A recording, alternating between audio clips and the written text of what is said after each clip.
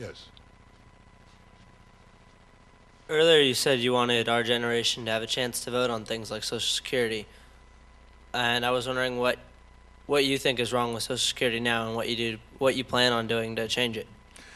Medicare is going out of sight because it's required to pay for the enormously inflationary costs of hospital and doctor care. That's been going on for years. That is a problem, but it's not Medicare's problem. Medicare doesn't write the bills. Medicare pays the bills. It's the system of waste, redundant profiteering that's the problem. Social Security doesn't have a problem. Why do they say it has a problem? Because they want to put your Social Security money in the stock market and make a lot of money for the brokers. There's no problem in Social Security. The Social Security trustees, these are the trustees, the Social Security system, say that if we do nothing, every dollar is paid out until 2043, and then it starts declining a bit. That's if we do nothing. And that's based on a 1.7% GDP annual increase. We've been over 3% since World War II. If we need more money, we just raise the income level that you have to pay Social Security on. Now, the first $97,000 people earn, they pay Social Security taxes. But someone who earns $1 million doesn't have to pay beyond $97,000. So that's a little wiggle room there. But as long as economic growth continues, Social Security is on a firm footing. My problem with the Social Security surplus is that Clinton and Bush and Reagan, all these people, used it to pay for daily government expenses, which means they exchanged the surplus for a Treasury IOU. Now, the Treasury is going to be good for it, because if it isn't, it's all over, right? But they took the surplus and used it for government operating expenditures, which they should never have done, and replaced it with debt, an IOU.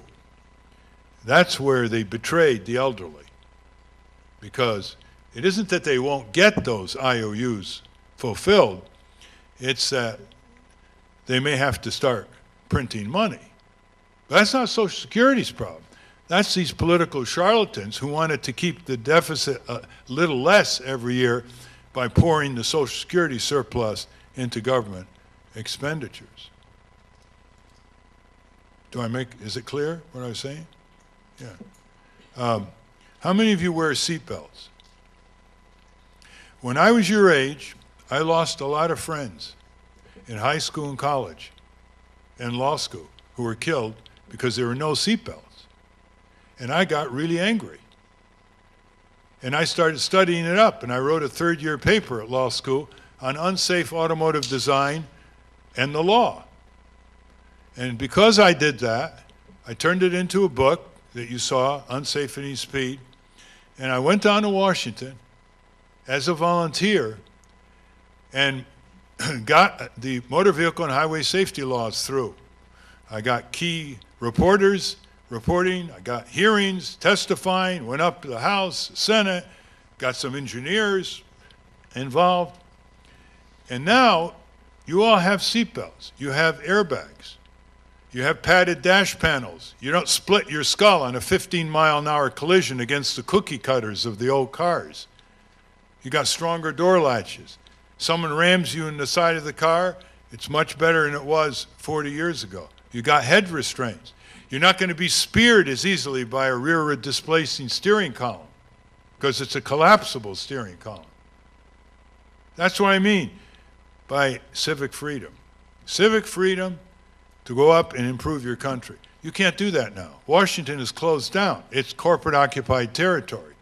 The corporations have become our government with tens of thousands of lobbyists, 10,000 political action committees funneling money, and their own executives in the exact agencies that are regulating the companies that these executives came from.